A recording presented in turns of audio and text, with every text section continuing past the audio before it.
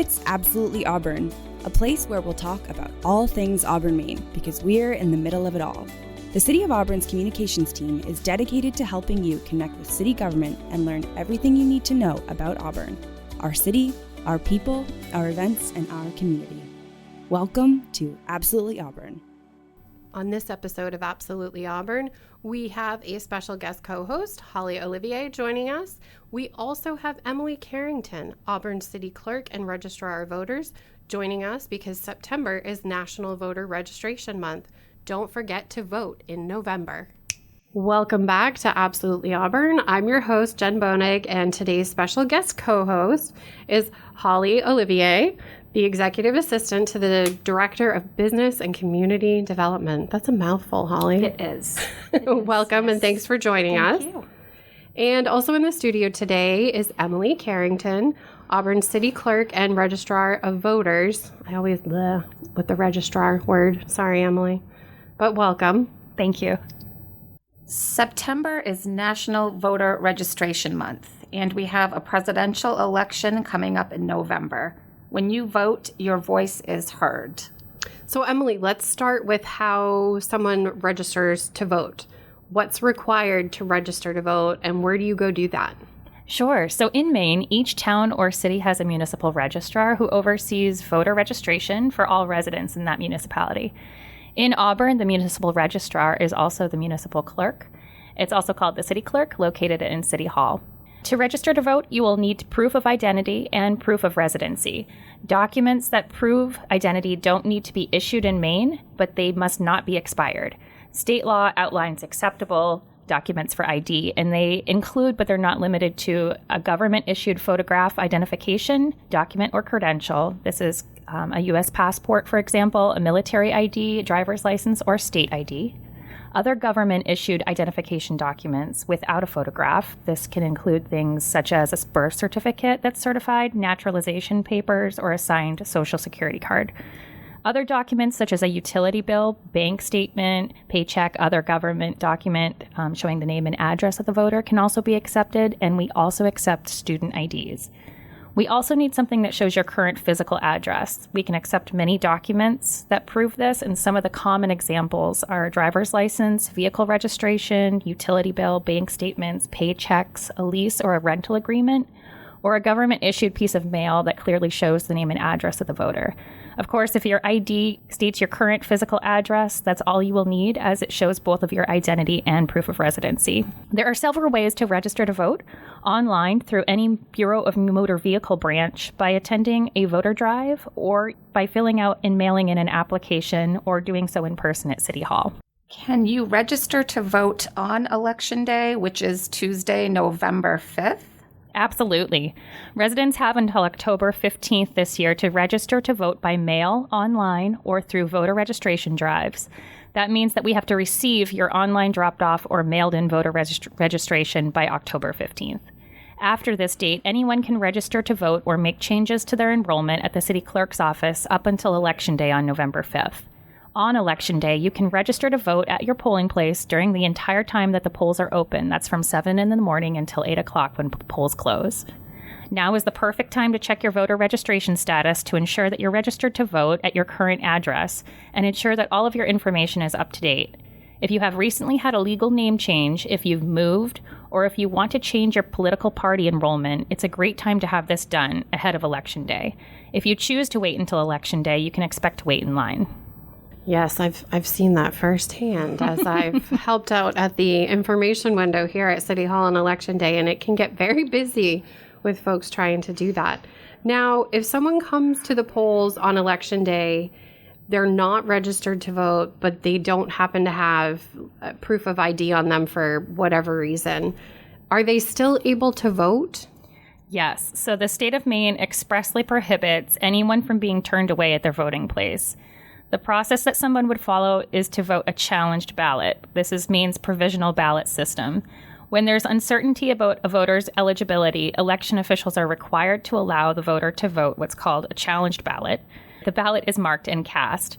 After the election, a hearing is held, and the voter has to rectify the challenge to their eligibility, often by producing the required identification. In the event of a recount, the ballot that was cast may be excluded if the voter is unable to rectify the challenge to their eligibility following the election. Because Maine allows for so many documents to be accepted as proof of residency and proof of identity, these are unusual circumstances, but they do happen.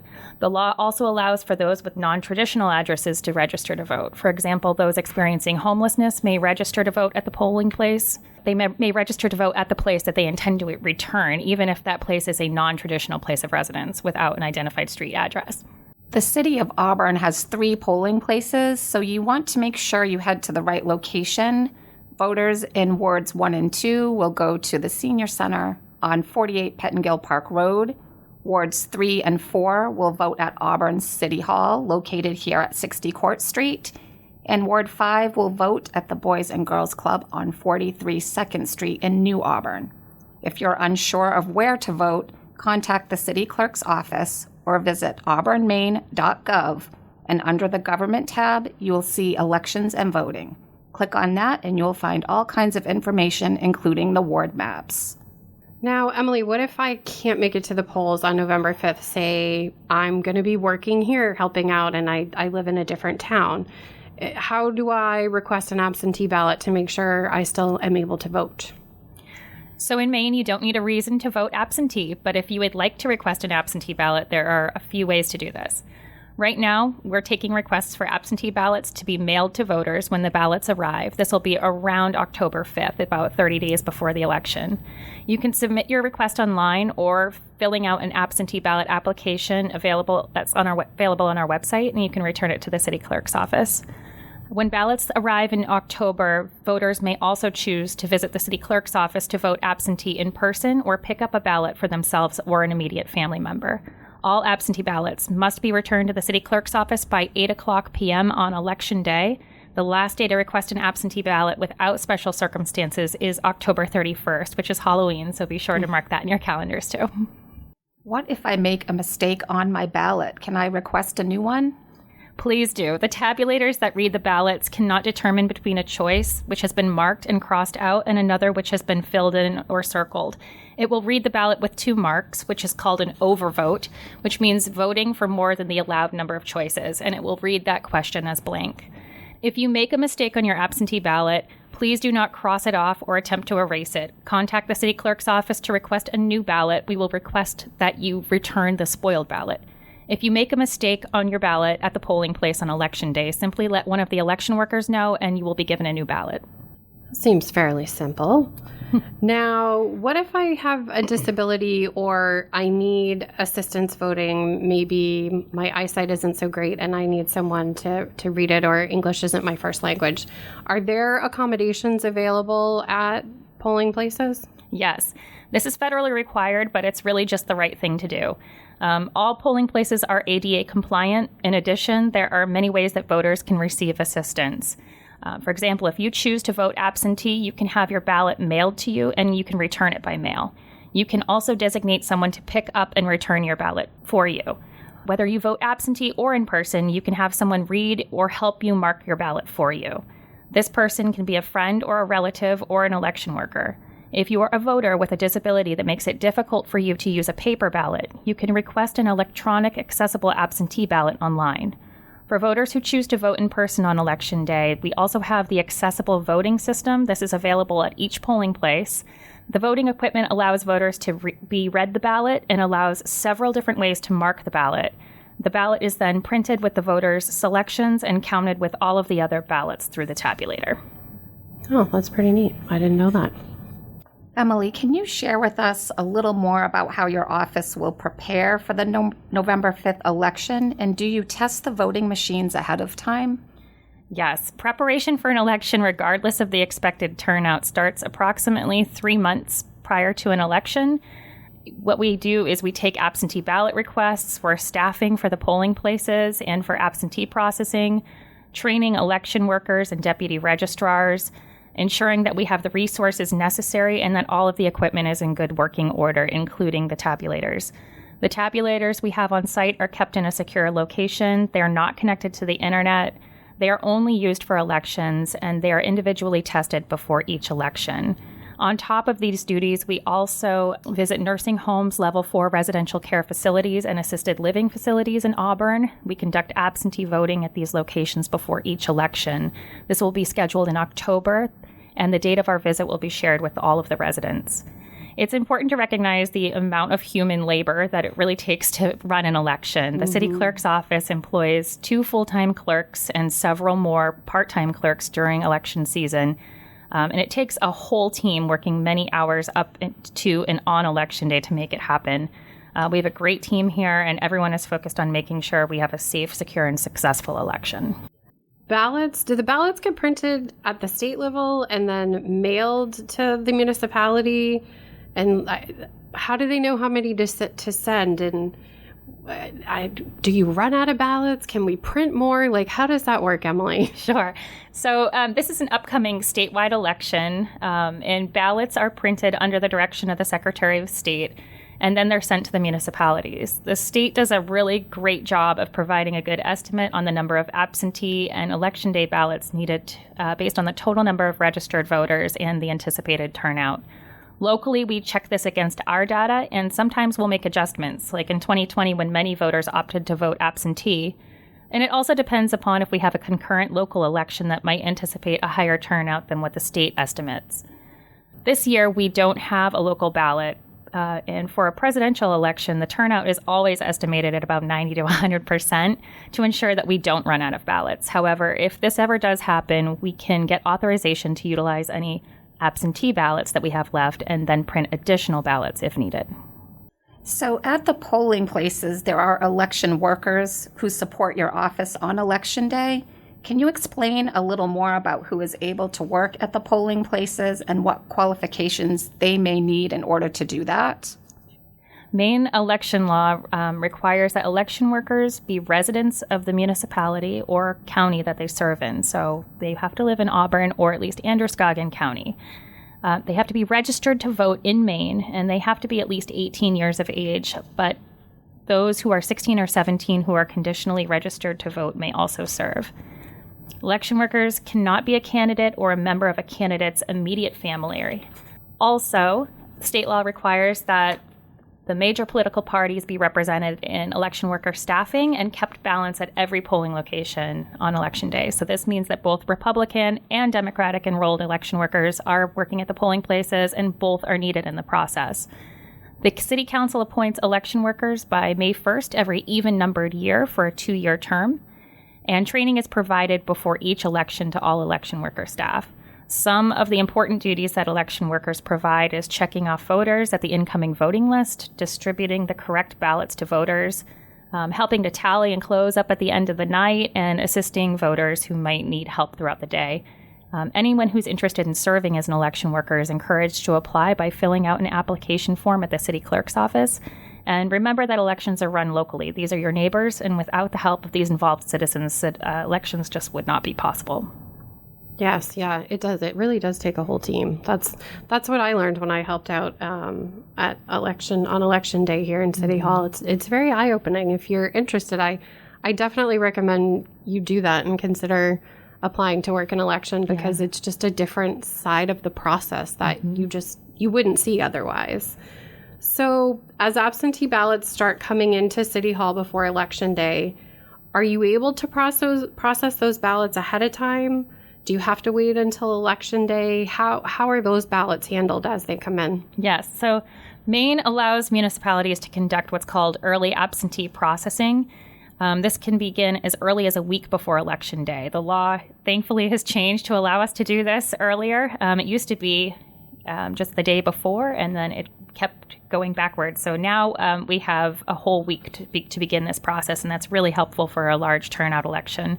In Auburn, I fully anticipate beginning that absentee processing starting on Tuesday, October 29th. Teams of election worker staff will begin the process of opening the sealed ballots, removing the ballots, and inserting them through the tabulators. This process will continue through Election Day. However, the results of that is not known until all of the absentees have been processed and the polls close on Election Day. Then the total for all of the absentee ballots are combined with the totals from the polling place on Election Day evening, and the results are posted. One question that we often get is, what happens to my absentee ballot once it's returned? And the answer to this is that your ballot remains sealed in the envelope. We enter that we have received your ballot into the database, and then we seal your ballot in its envelope with others in a secure location that's only accessible by election worker staff. Then, when we're allowed, we process them through the tabulators. We keep the ballots folded when we remove them from the envelopes, and they are all placed in a bin together where they're then taken and inserted into the tabulators. So there's no way for anyone to know how anyone voted, and the process is kept confidential. The processing of absentee ballots is open to the public to watch, and anyone is always welcome to come in and observe. This kind of leads me into the next question, which you may have actually answered. When the polls close, how are the ballots handled and secured at the polling places? So at each polling place, the warden and the election clerks, one from each major party, will carefully remove the counted ballots from the tabulator and place them in secure metal fireproof lock boxes, where a unique seal is locked and is placed. They're then transported to City Hall, where they're kept in a vault. Any ballots that could not be read by the tabulator are hand counted and added to the tally before being sealed. Ballots will remain in the respective sealed containers for a period of time. Then when we're allowed, we will transfer them out of their sealed containers and into other secure storage containers. Then after a period of 2 years, which is the record retention schedule, ballots are destroyed by incineration. They always remain confidential and secure and are tracked throughout the entire process. So those ballots stay here then? They don't actually go, like the state doesn't collect everyone's? Correct. Only in the event of a recount or a runoff election, the Maine State Police would come and retrieve them and transfer them. Okay. Now, the ballots don't get sent to the state. Are there like tally sheets that come out of the machines with numbers? How do you report the results to the state? Sure. So at the end of the evening, each tabulator will print off the totals from all the ballots that machine counted. Those are all added together on the warden's tally sheets at the end of the evening, which are returned to the city clerk. And then the clerk, myself, is responsible for entering the total number of votes into the database and certifying those results to the Secretary of State. All clerks have 2 days after the election to complete this. This is why we often will post, while you'll see unofficial results posted on election night, and then we'll post the official certified results when we've certified them to the Secretary of State. Sometimes those figures will move a bit, and people ask why. And the reason is because the figures that are reported on election night include the tabulator tallies only from all polling places and absentee ballots. If there were any ballots that evening that had to be hand tallied, those are then reported on the warden's tally sheet, and they're added when certifying the official results. There are usually just a few ballots like this. Most often they're absentee ballots that were returned to us a little crinkled, or maybe they had a coffee stain on them. We still count them, but they were unable to be read by the tabulator, so we hand count them and we add them into the tally. So they often do not change the overall result. In the event of a runoff due to ranked choice voting, or where a majority winner is not declared, the Maine State Police will prepare to pick up the materials from all of the cities the morning after the election. The Secretary of State's office conducts the ranked choice tabulation at a central location in Augusta.